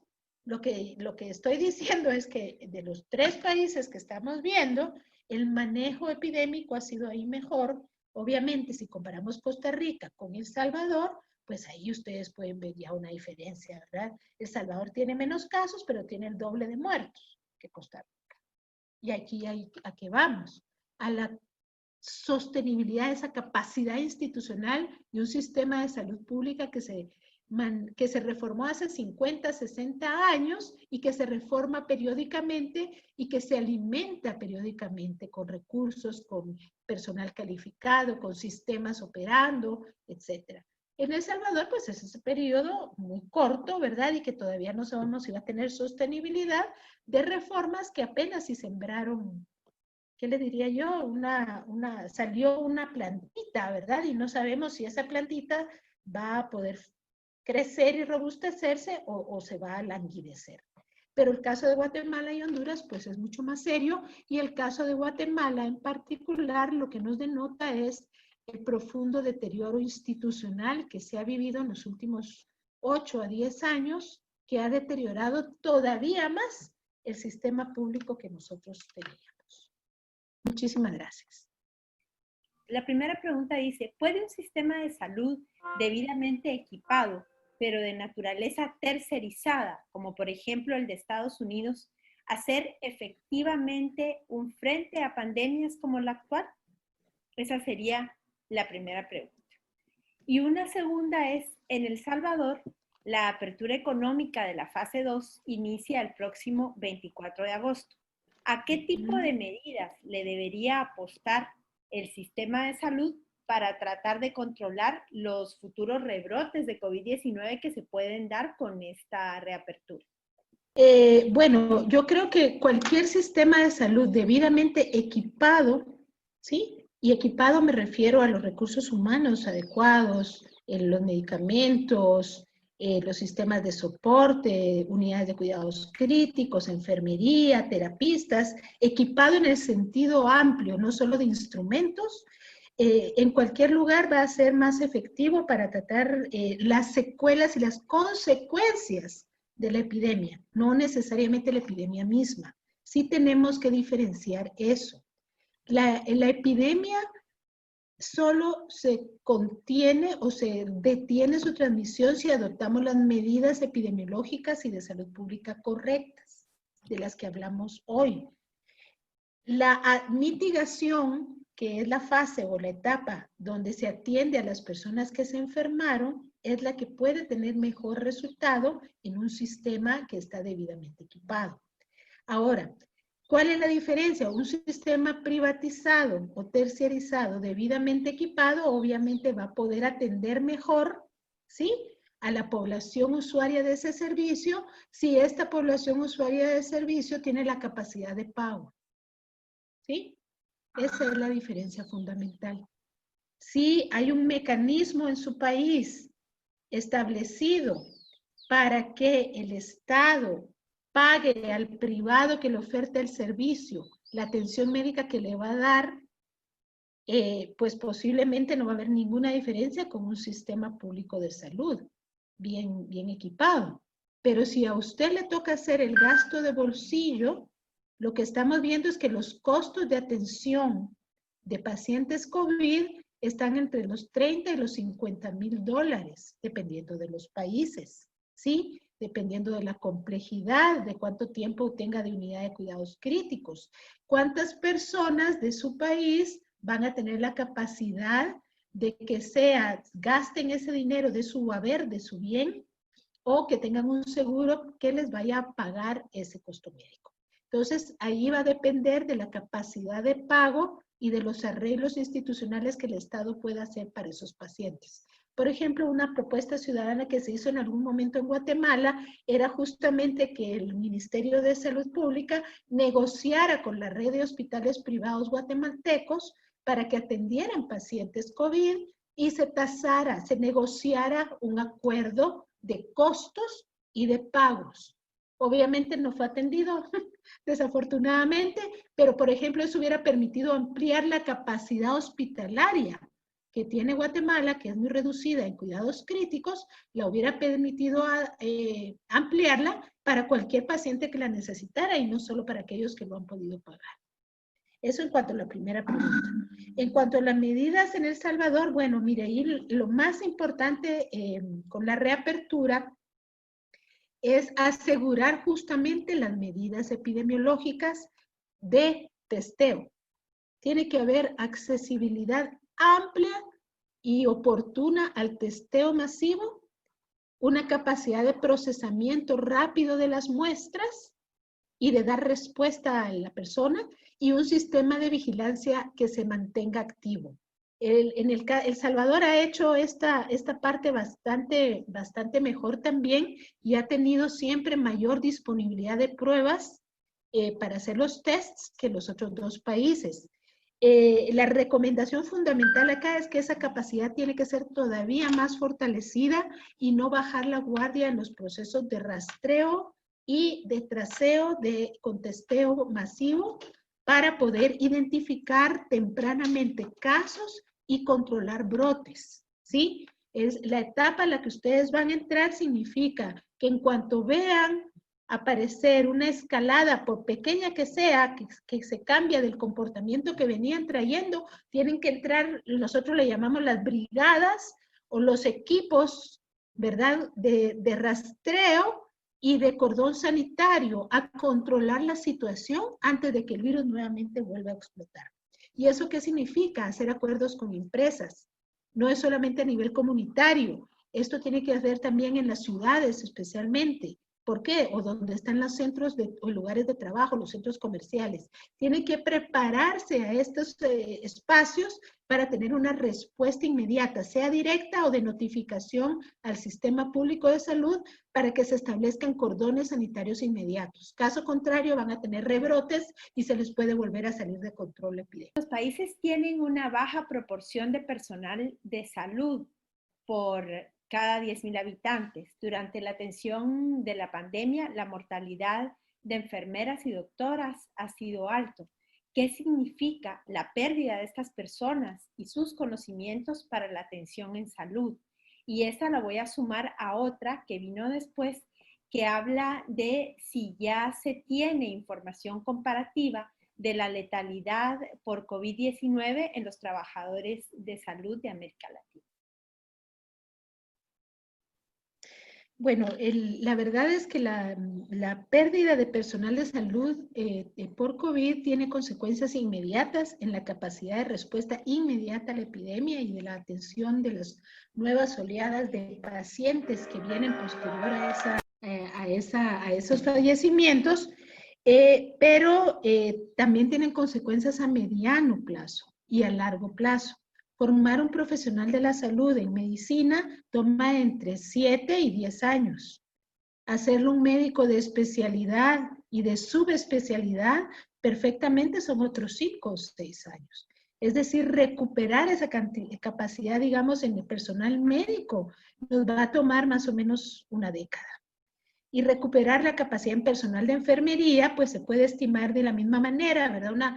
Una enfermera profesional pues toma 5 años formarla, una enfermera auxiliar nos toma entre 3 y 4 años formarla, un técnico va 3 a 4 años. Entonces, cada pérdida de este personal hay que hacer estimaciones estadísticas, pero tiene repercusiones graves para nuestros sistemas de salud que de por sí ya tenían déficit de recurso humano. Entonces, la no inversión en equipo de protección personal o la desatención a ese rubro ha sido uno de los temas digamos, no solo más cuestionables y objetables en el manejo de la epidemia, sino además es una especie de harakiri al propio sistema de salud. Y no, que yo sepa, por lo menos todavía no hay estudios sobre el nivel de letalidad en personal de salud en la región. Tenemos otra pregunta que tiene que ver también con el tema de formación. ¿Dónde deberían estar y qué deberían estar haciendo las universidades de nuestros países, particularmente las públicas, en esta lucha contra la pandemia y dónde están realmente? Hay un reto para las universidades en la pandemia y el primero no es producto de la pandemia o de la epidemia en nuestros países, sino más bien de los procesos que la antecedieron. ¿Estaban nuestras universidades formando la cantidad suficiente de personal en salud que necesitan los sistemas de salud? ¿Los están formando para el sistema de salud o para el mercado de la salud? Y ahí es donde tenemos tal vez el primer cuestionamiento al rol de las universidades.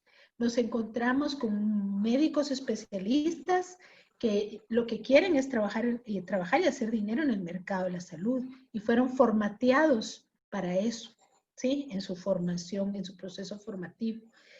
Y poca gente, digamos, que tiene una vocación o se inclina hacia la salud pública. ¿Por qué? Porque no va a encontrar un espacio en el mercado laboral.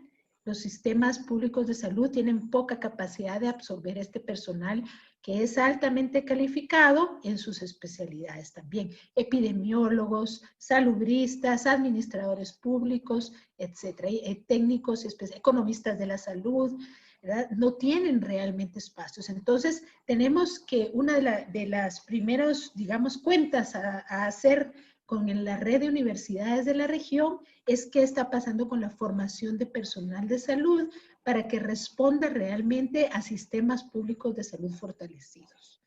El segundo tema es la respuesta inmediata. Uno hubiera esperado que el personal, digamos, de las universidades nacionales de nuestros países, financiadas por recursos humanos, hubieran sido puestos a disposición del manejo de la emergencia. Y esto incluye también a los colegios profesionales de nuestros países. Eso no pasó. En el caso de Guatemala, por ejemplo, el colegio profesional sí intentó hacer el esfuerzo de crear un banco de profesionales voluntarios. Pero ¿qué fue lo que pasó? Cuando los profesionales voluntarios empezaron a ver que no había equipo de protección personal con el cual ellos pudieran, digamos, su buena actitud, la voluntad que tenían de apoyar iba a poner en riesgo a ellos y sus familias, pues muchas personas se dieron de baja de la lista. Y la verdad es que ¿quién los puede culpar, verdad? Yo no podría, si la obligación era por lo mínimo de dotarlos. Y el tercer aspecto es en los procesos, digamos, de desarrollo tecnológico e instrumental, ¿verdad? Las universidades tienen una gran contribución que hacer para instrumentar aparatos y tecnología médica que pudiera hacerse, digamos, más barata en el país, en lugar de estar constantemente importando materiales. Y hay un rezago también ahí en esa capacidad de las universidades para poder ofertar ese soporte al sistema de salud. Ahora, esta es una relación dialéctica. Los ministerios de salud tampoco se los piden, ¿verdad? ¿Por qué? Porque como los ministerios de salud actúan como chequeras públicas, pues es más rentable y más generoso comprar tecnología afuera, ¿sí? Y me queda la comisión, le llamamos nosotros, o un extra por ahí, que son todos estos procesos de opacidad y corrupción de los que también pesan tanto en el sector, que fomentar el desarrollo de una industria tecnológica nacional, ¿verdad? Que podría ser en el caso de salud para varias cosas. Sí, María.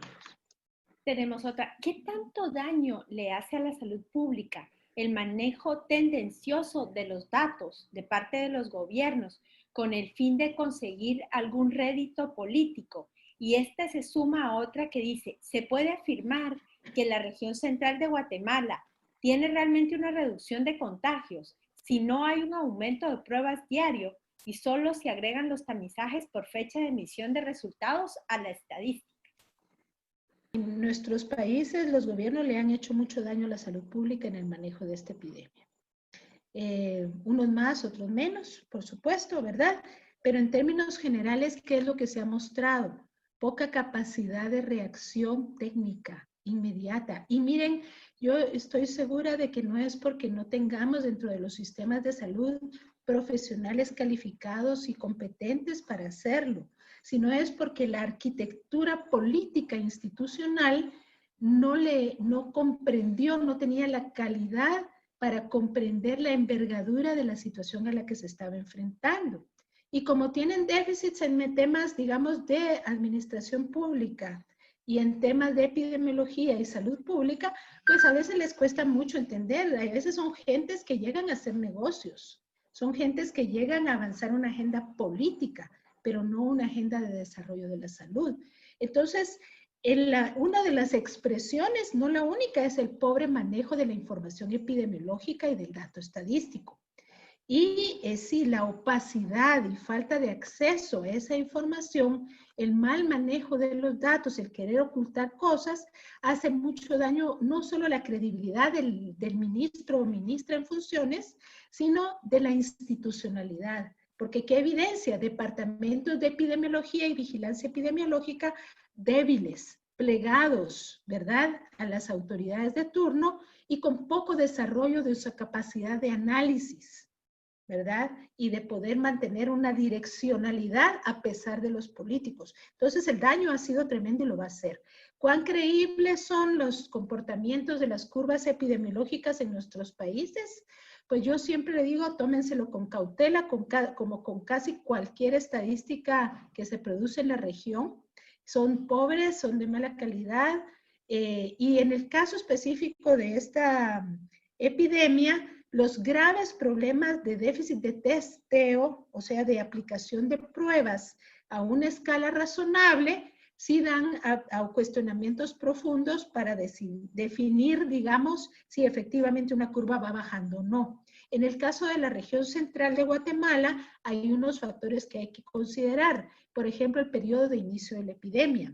En la región central de Guatemala ya van casi 160 días de que inició el primer caso. Entonces hay una curva que subió y que va bajando naturalmente, no por la intervención precisamente del sistema de salud, sino porque es su ciclo natural. Pero ¿qué pasa? Que están subiendo las curvas de los otros departamentos del país. Y seguramente esto, yo estaba leyendo, pasó en San Pedro Sula o está pasando en San Pedro Sula, ha pasado en San Salvador. Y lo que hay que estar alertas es que si no mejoramos la capacidad de testeo y de diagnóstico temprano y vigilancia activa en nuestros países, por eso este es el corazón de la salud pública en el manejo de la epidemia, no vamos a poder detener esta situación en muchísimo tiempo. Hay varias preguntas más que tienen que ver también con este manejo. Antes de la pandemia, los fallos sistémicos institucionales en los sistemas de salud, como el de Guatemala, por ejemplo, eran muy visibles y fuertes. ¿Cuánto tiempo podría llevar para que un sistema se recomponga, para atender todas las áreas de enfermedades y no solo priorice la atención a las personas contagiadas de COVID-19? ¿Hay una ruta que pueda seguirse? Mira, sí hay obviamente una ruta. El ejemplo paradigmático para nosotros debiera ser lo que se logró hacer en El Salvador los últimos 10 años. Fíjense, yo lo pongo como ejemplo en el sentido de que en El Salvador se quiso romper con la lógica que traía, que es muy parecida a la de Guatemala y Honduras, de un ministerio que prioriza la atención curativa sobre la preventiva, los hospitales sobre el primero y segundo nivel, que tiene un modelo de atención tenía un modelo de atención muy parecido al que tienen los otros dos países, y rompieron con ello, con una acción política de Estado, que no fue solo de una ministra de salud en su momento, sino que había una visión que la ministra impulsó, pero el gabinete de gobierno y el presidente en su momento impulsaron, apoyaron y financiaron. Le tomó 10 años a El Salvador dar pasitos en esa ruta, porque es una ruta muy compleja. ¿Por qué? Porque se rompe con intereses. No es solamente un tema técnico, se rompe con mafias que lucran y usufructúan de la disfuncionalidad de la compra pública. Se rompe con mafias políticas que tienen ahí su nicho para sus partidarios y sus afiliados de partidos. Se rompe con lógicas de poder gremial y poder sindical. Entonces son procesos de largo aliento pero que son factibles. Y yo creo que sí, El Salvador en ese sentido dio una muestra muy importante a nuestros países de que se puede romper con eso. Costa Rica, obviamente, en un proceso muy diferente, también lo es. Y aunque tal vez a algunos lo suene mal, en su momento en Nicaragua, estamos hablando de hace más o menos unos 20 años, 25 años, Nicaragua logró crear un sistema de salud pública institucional de base comunitaria que todavía persiste en el país. Es una de las cosas que todavía quedaron de la revolución y que ha permitido a Nicaragua, a pesar de sus condiciones socioeconómicas y ahora no digamos de sus condiciones políticas, tener una base institucional para manejar la epidemia. Entonces, sí se puede, pero requiere mucho más que un buen o una buena ministra de salud. Requiere una decisión de la sociedad y un respaldo político de actores de poder, de influencia y que tienen control del aparato de gobierno. ¿Por qué? Porque el sistema, digamos, del financiamiento público a la salud no lo decide la ministra o el ministro de salud. Lo decide el presidente y su ministro de finanzas. Ellos son los que asignan las prioridades de gasto. ¿Sí? El sistema, digamos, de la ética pública tiene que ver con la oficina que lleva en Guatemala se llama la Oficina de Servicio Civil o los servicios de reclutamiento de la administración pública. Tiene que ver con legislación. El mejorar, digamos, el modelo de atención tiene que ver con negociaciones con el gremio médico, ¿sí? Cambiar el enfoque curativo. Dígame qué médico generalmente está dispuesto a cambiar el enfoque curativo y hospitalario para que se favorezca que enfermeras y técnicos en salud comunitaria sean fortalecidos para hacer trabajo de base. Entonces, requiere tiempo, requiere capacidad, pero sobre todo un poderoso respaldo político para romper con intereses. Pero sí se puede hacer y puede tomar una década o más. Hay dos preguntas de colegas del Salvador, precisamente en alusión al tema de la reforma a la salud. La primera dice, me parece interesante las alusiones a la reforma de salud en El Salvador y específicamente la fortaleza de los equipos comunitarios en salud. Sin embargo, la apuesta en estos meses no estuvo concentrada en aprovechar esta estructura, sino en montar un gran hospital de atención de pacientes COVID, el cual aún no se termina. Me gustaría su opinión sobre esta estrategia. Para atender una epidemia, ¿se debe construir o reaccionar con hospitales provisionales y de emergencia? ¿Qué evaluaciones ha hecho sobre el tema de infraestructura en nuestros países? La estrategia que fue usada en nuestros países por la debilidad de la capacidad de respuesta institucional fue montar hospitales temporales. Ahí nuestros colegas de Honduras nos podrán contar el drama que están viviendo con la compra de, creo que fueron 7 hospitales temporales, donde se pagaron y todavía nadie sabe quién tiene el dinero, ¿verdad? O más bien todos deben saber quién tiene el dinero, pero no hay hospitales. En el caso de Guatemala fue justamente la ampliación de la capacidad de respuesta con, aquí le llamamos hospitales carpa, ¿verdad? Estos hospitales temporales, y que todo esto vino como emulando lo que hicieron en Wuhan. Se recuerdan que fue noticia internacional que en 10 días, 15 días, los chinos montaron un hospital, pero un hospital de verdad, para atender pacientes. Entonces, ¿por qué lo menciono? Porque aquí se trató de replicar al estilo tercer mundo, ¿verdad? Pero se trató de replicar esa ampliación de la capacidad hospitalaria. Pero no se pensó en reforzar más bien la capacidad de primer y segundo nivel de atención. Fue hasta mucho más tarde. ¿Por qué? Porque hay una mentalidad que está dominada por la noción de que la salud es equivalente a tener grandes y fuertes hospitales y por la noción de que es la atención curativa y la intervención de cuidado crítico en la que nos tenemos que focalizar. Cuando lo que deberíamos estar haciendo es tratar de minimizar la cantidad de gente que llegue a ese estadio crítico y tamizarla bien para poder hacer más eficientes el poco recurso que tenemos. Entonces, en Centroamérica se siguió la pauta tradicional de la atención curativa sobre la preventiva y el show, yo le llamo show porque en muchos casos fueron montajes, ¿verdad?, de aparatos y estructuras físicas. ¿Por qué? Porque todo eso da más rédito político en el imaginario de la gente. En El Salvador, desafortunadamente, teniendo la posibilidad de haber hecho una penetración territorial profunda a nivel comunitario. Yo me caminé varias zonas de El Salvador haciendo esta evaluación y ver, caminando con los ecos en los territorios, pidiéndole permiso a las maras para caminar por las comunidades y ver la labor extraordinaria que estaban haciendo y que no se hubiera aprovechado, porque el manejo de la epidemia hubiera sido muchísimo más exitoso y efectivo en El Salvador si esa capacidad que ya estaba instalada la hubieran aprovechado. Pero no, el tema del manejo, digamos, curativo siempre es rentable físicamente, financieramente y políticamente. Y eso es lo que pasó en El Salvador, en Guatemala y en Honduras en una forma muchísimo más dramática, diría yo.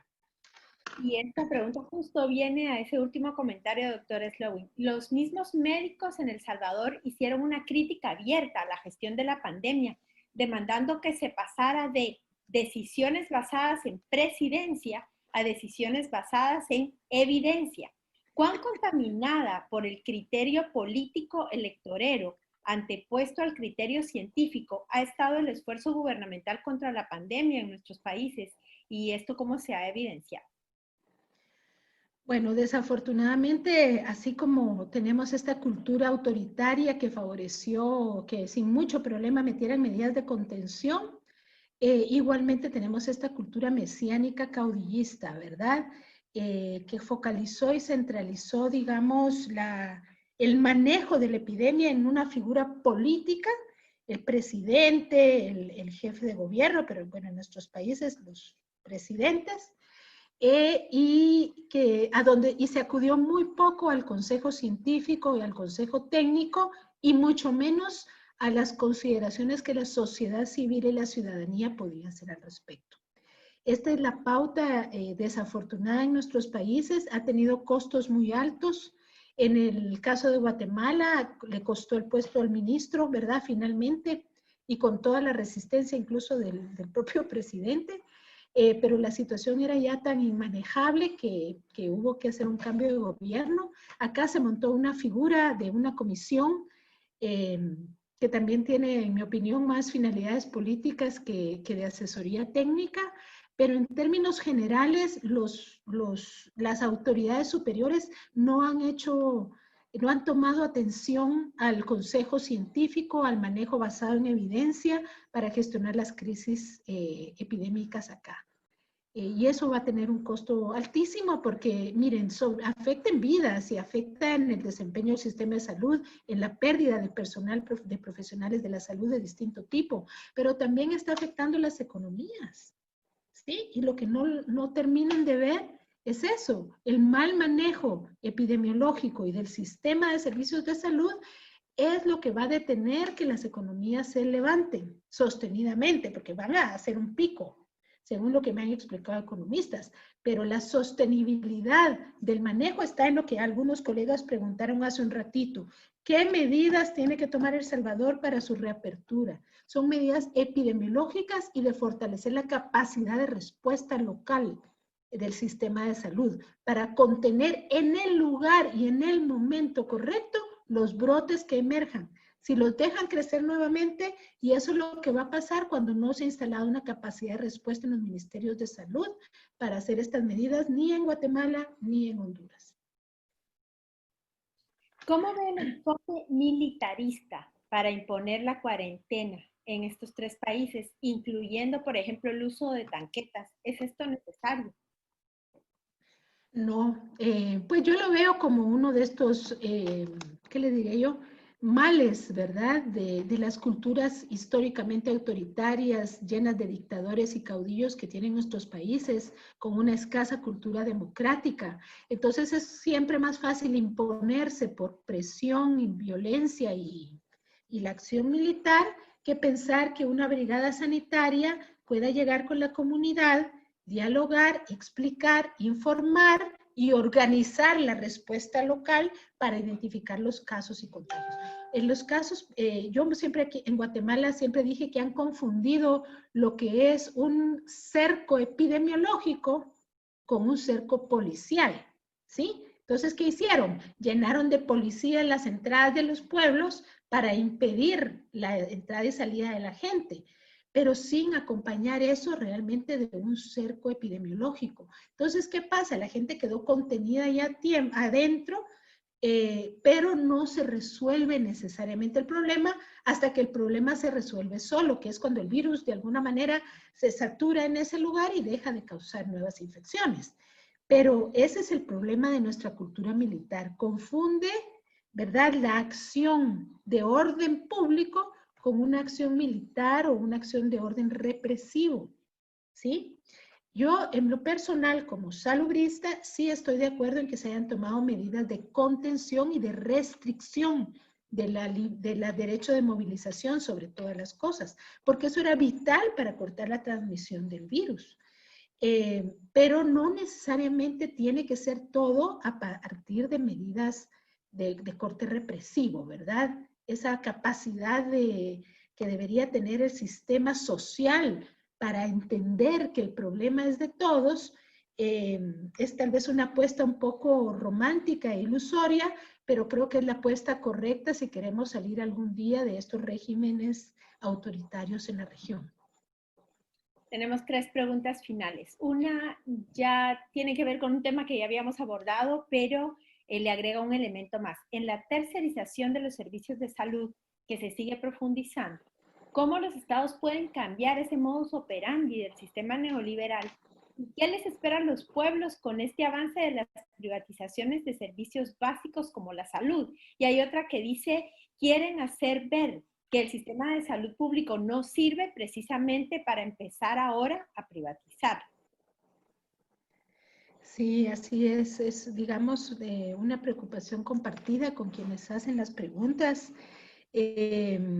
Yo creo que se anticipa, y especialmente por el tipo de gobiernos que tenemos en los 3 países, un resurgimiento, o sea, pero es resurgimiento no porque se haya acabado, sino simplemente una salida a la superficie nuevamente de los procesos de privatización de los servicios después de la epidemia.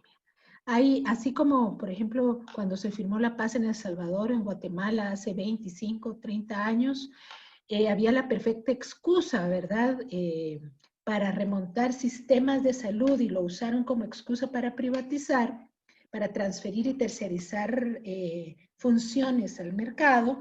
Ahorita hay la perfecta excusa de ver un sistema público de salud disfuncional que hay que reformar. Ahí todos estaríamos, hasta esa palabra, todos estaríamos de acuerdo. Pero el tema es que va a pasar, a mi opinión, hay una apuesta para que eso se canalice por las vías de la terciarización, sobre todo de la atención curativa hacia los espacios privados. ¿Qué efectos va a tener eso? Pues profundizar los déficits de acceso, ¿verdad?, a servicios que tiene una población que no solo ya estaba sin mucho acceso, sino ahora empobrecida por la situación económica que está generando el COVID, va a tener mucho menos capacidad para pagar un servicio privado de salud. Entonces, es tal vez la mayor amenaza post-COVID en el campo de la salud, es esta intención en este momento, en algunos lados más velada que en otros, de usarlo como excusa para la privatización, para desmantelar los sistemas de seguridad social que todavía nos quedan, sistemas públicos, y convertirlos en sistemas privados. Es hacia ahí que tenemos que estar claros y enfocar en defender y hacer planteamientos que permitan más bien la revitalización de lo público y que esa sea la exigencia ciudadana. Tenemos unos escasos minutitos y tenemos 2 preguntas más.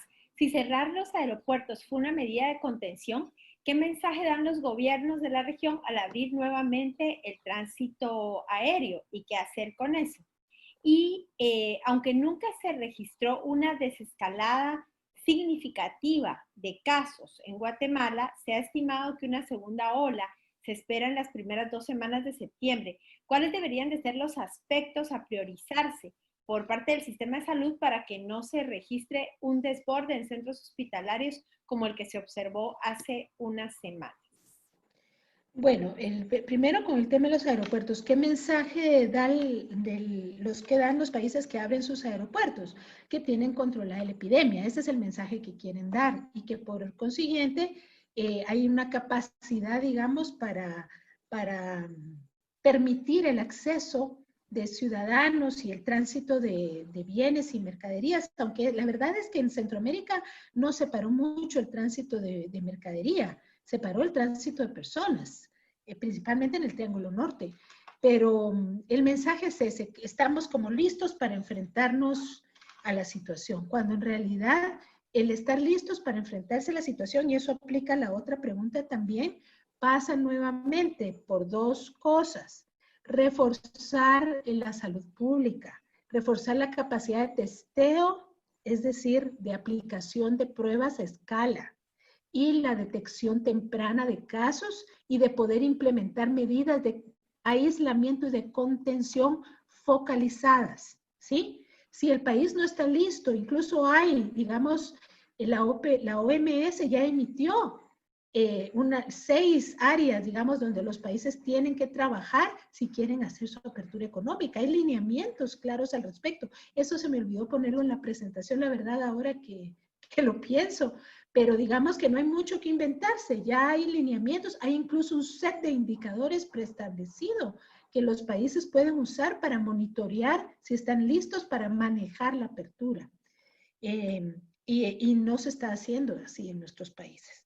Entonces, el mensaje que están dando puede ser muy erróneo para quienes estén intentando llegar a nuestro país.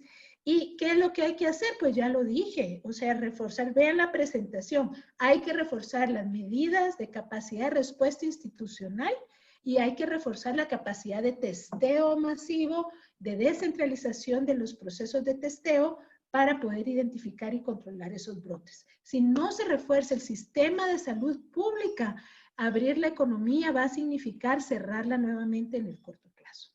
Si es que quieren velar por la gente o dedicarse simplemente a decir, bueno, le tocó su doncito, ¿verdad? Así decimos nosotros, le tocó, váyase para el otro mundo porque esa es la vida, que es la otra apuesta, ¿verdad? Tristemente en nuestros países por el escaso valor que se le da a la vida humana de la mayoría. Tenemos una última pregunta técnica. ¿Debe el sistema público en nuestros países centralizar la realización de pruebas de hisopado para detectar la COVID? Yo pienso que no. Primero porque no tienen capacidad. Y los laboratorios nacionales de salud pues tienen una capacidad limitada, pero segundo porque no es estratégico. O sea, la gente no vive toda concentrada en un lugar. Necesitamos descentralizar esas capacidades a los territorios para que la respuesta sea oportuna. ¿De qué nos sirve hacer un test si vamos a tener el resultado 20 días después? Por mucho que se fortalezca un sistema centralizado, se va a hacer una presa, ¿sí? Un cúmulo de pruebas que van a tomar tiempo. Entonces, en lo que la prueba llega de regreso al médico tratante y al ciudadano que se hizo la prueba y le llega al sistema de vigilancia epidemiológica, el tipo ya salió de la crisis, ¿verdad? Ya no le va a dar importancia. Entonces, no, descentralizar con vigilancia epidemiológica.